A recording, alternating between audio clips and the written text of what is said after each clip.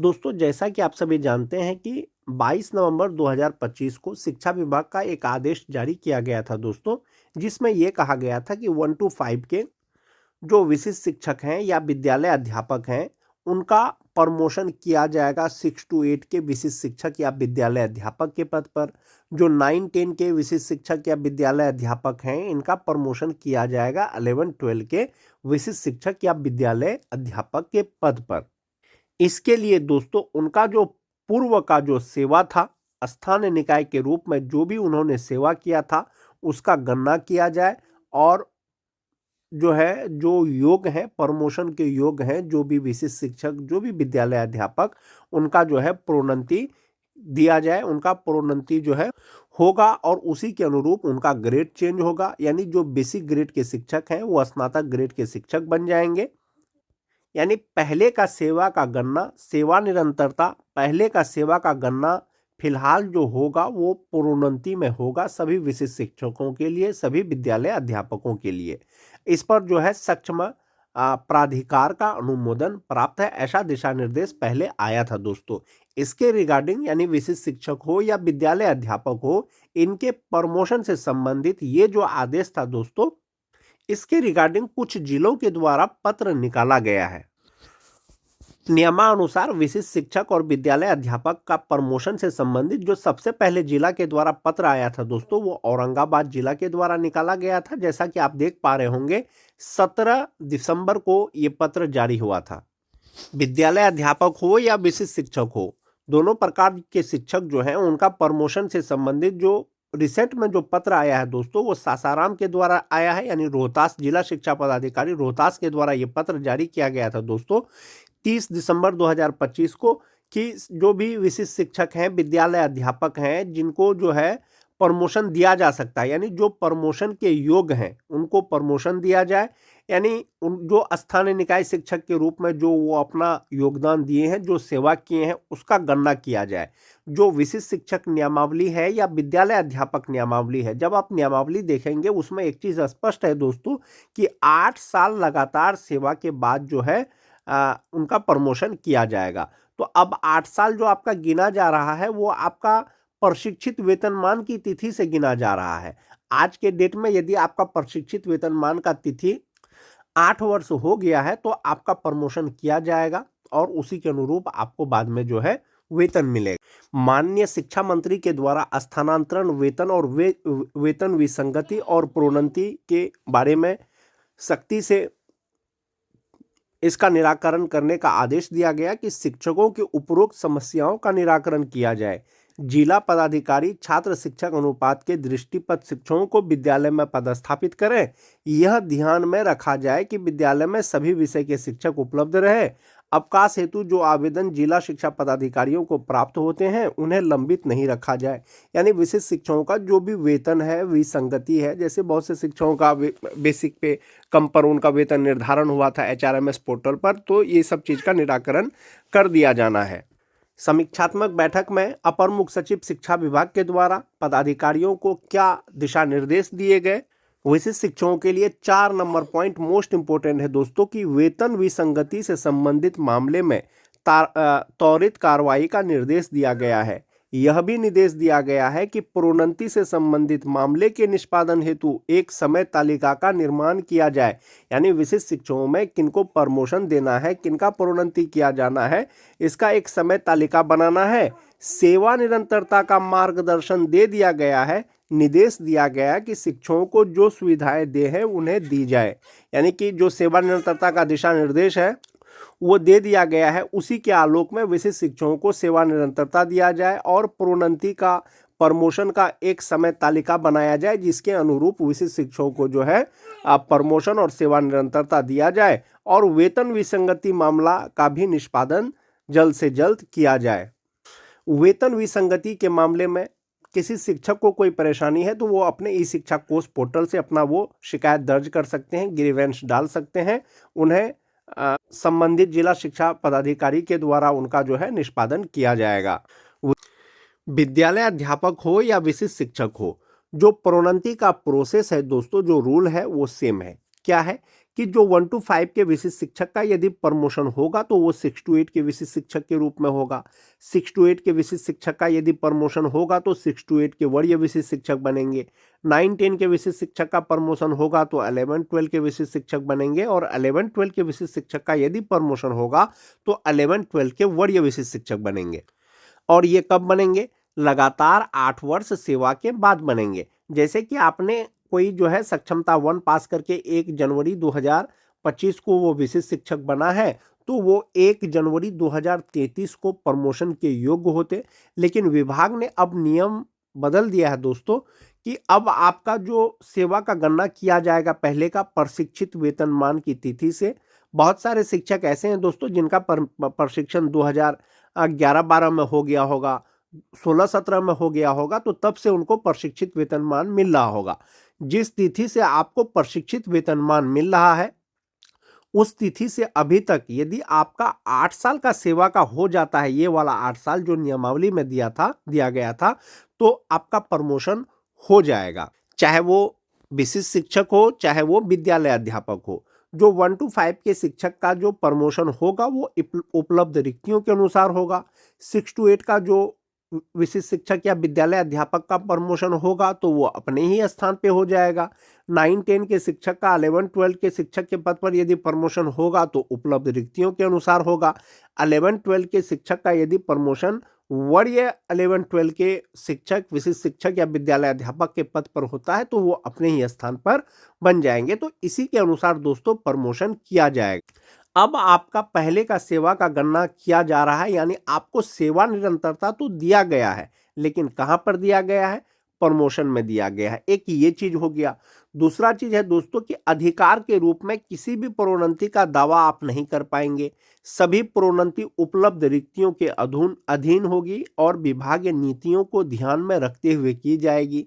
इसके अलावा सभी प्रोन्नति विभाग की प्रचलित नीति के अनुसार की जाएगी, अपेक्षित योग्यता सहित पात्रता के अधीन होगी।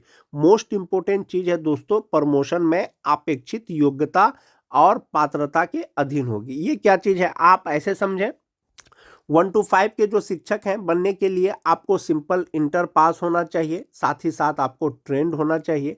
लेकिन स्नातक ग्रेड का शिक्षक बनने के लिए आपको ग्रेजुएट होना चाहिए, साथ ही साथ ट्रेंड होना चाहिए।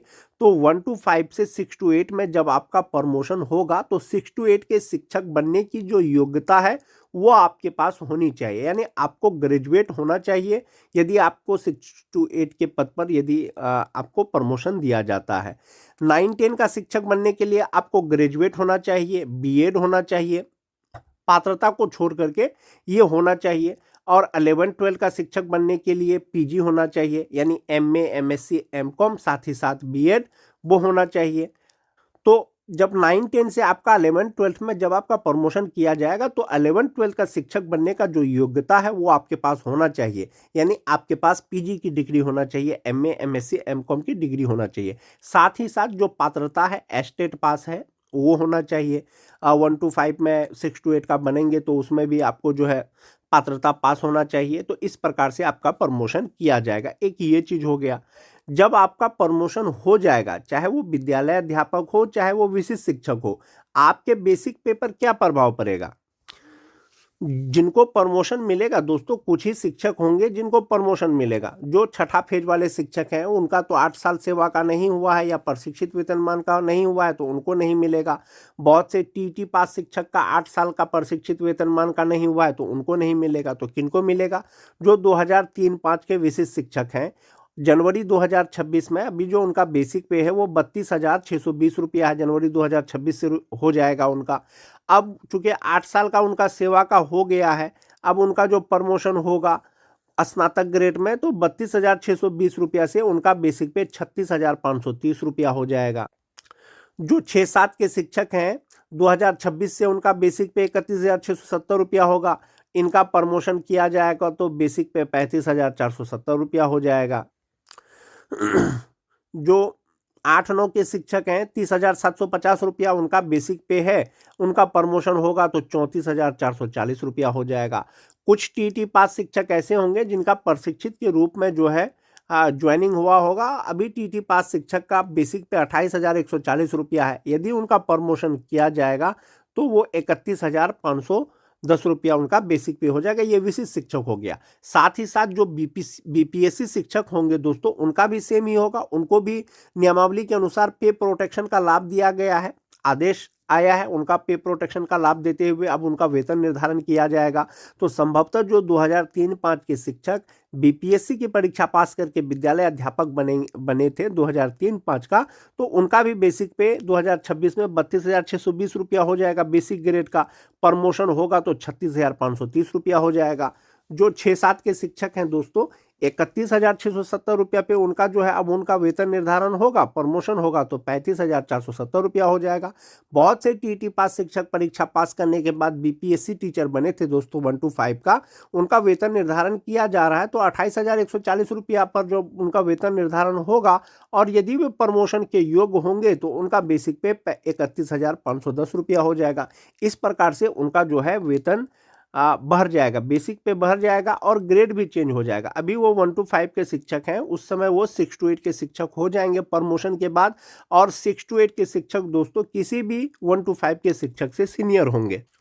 जो स्नातक ग्रेड के शिक्षक हैं, जिनका बेसिक पे 29,700 रुपया है, मान जाइए, प्रशिक्षित वेतनमान का 8 वर्ष हो गया, अब उनका प्रमोशन होगा तो बेसिक पे जो है उनका 31,830 रुपया हो जाएगा। जिनका 30,600 रुपया है, प्रमोशन होगा तो 32,780 रुपया हो जाएगा, और वो 6-8 के वरीय शिक्षक बन जाएंगे। तो ये जो बेसिक पे बढ़ेगा दोस्तों प्रमोशन के बाद, ये बीपीएससी शिक्षकों का भी बढ़ेगा और ये विशिष्ट शिक्षक का भी बनेगा। वैसे बीपीएससी शिक्षक या विशिष्ट शिक्षक जो पहले स्थानीय निकाय के शिक्षक थे, यानी नियोजित शिक्षक से परीक्षा पास करने के बाद वे विशिष्ट शिक्षक बने हैं या विद्यालय अध्यापक बने हैं, अब उनका जो टोटल सैलरी है उस पर क्या प्रभाव पड़ेगा। यदि 2026 में प्रमोशन मिलता है विशिष्ट शिक्षकों को या बीपीएससी शिक्षकों को जो परीक्षा पास करने के बाद राजकर्मी बने हैं, जो 2003-05 के शिक्षक हैं दोस्तों, जो विशिष्ट शिक्षक बने हैं या बीपीएससी शिक्षक बने हैं परीक्षा पास करने के बाद, तो जो 2026 में उनका जो बेसिक पे होगा वो 32,620 रुपया है। 58% डीए के अनुसार 18,920 रुपया हो जाएगा। 5% एचआरए के अनुसार 1,631 रुपया हो जाएगा। 1,000 रुपया मेडिकल हो जाएगा। इनका जो ग्रॉस सैलरी होगा दोस्तों वो 61,357 रुपया होगा। 12,370 रुपया इनका एनपीएस अकाउंट में जमा होने के बाद 48,987 रुपया उनको जनवरी 2026 से मिलेगा। अब इनका प्रमोशन हो जाएगा तो ये 32,620 रुपया जो बेसिक पे है दोस्तों, ये फिट आएगा आपका, वो 36,530 रुपया हो जाएगा। 58% डीए के अनुसार 21,187 रुपया हो जाएगा। 5% एचआरए के अनुसार 1,827 रुपया हो जाएगा। 1,000 मेडिकल हो जाएगा और ग्रॉस सैलरी जो होगा वो 68,594 रुपया हो जाएगा। यानी बेसिक ग्रेड के शिक्षक जो विशिष्ट शिक्षक हैं या विद्यालय अध्यापक हैं 2003-05 के परीक्षा पास करने के बाद जो बने हैं, उनका ग्रॉस सैलरी 68,594 रुपया होगा। 13,852 रुपया उनका एनपीएस अकाउंट में जमा होगा। इनहैंड सैलरी 54,742 रुपया हो जाएगा। तो इस प्रकार से जो वेतन निर्धारण है पे प्रोटेक्शन के अनुसार, उनके वेतन पे डिफरेंस आप देख लीजिए, लगभग 7,000 का डिफरेंस है। इनहैंड सैलरी में देख लीजिए लगभग 6,000 का डिफरेंस है। ये आपको प्रमोशन मिलने के बाद ये डिफरेंस होगा। तो ये 3-5 का हो गया दोस्तों। 6-7 के शिक्षक की बात करें, जो विशिष्ट शिक्षक हैं या विद्यालय अध्यापक हैं, जिनका वेतन निर्धारण होगा पे प्रोटेक्शन के अनुसार 31,670 रुपया में होगा। 58% डीए, 5% एचआरए, मेडिकल लगा करके ग्रॉस सैलरी 59,598 रुपया होगा। 12,009 रुपया उनका एनपीएस अकाउंट में जमा होगा। और इनहैंड सैलरी जो 2026 में बनेगा जनवरी से, वो 47,589 रुपया बनेगा। अब अगर बात करें कि उनका प्रमोशन होता है तो ये बेसिक पे 35,470 रुपया में होगा, और इसमें 58% डीए, 5% एचआरए, 1,000 मेडिकल लगा करके ग्रॉस सैलरी होगा 66,633 रुपया। 13,450 रुपया इनका एनपीएस अकाउंट में जमा होगा और इनहैंड सैलरी हो जाएगा 53,180 रुपया। पहले वो 1-5 के शिक्षक थे, अब वो 6-8 के शिक्षक बन जाएंगे। तो ये 6-7 के शिक्षक हो गए। 2009-10 के शिक्षक की अगर बात करें दोस्तों, उनका जो बेसिक पे है जनवरी 2026 से 30,750 रुपया है विशिष्ट शिक्षकों का। वेतन निर्धारण के बाद बीपीएससी शिक्षकों का भी इतना ही हो जाएगा।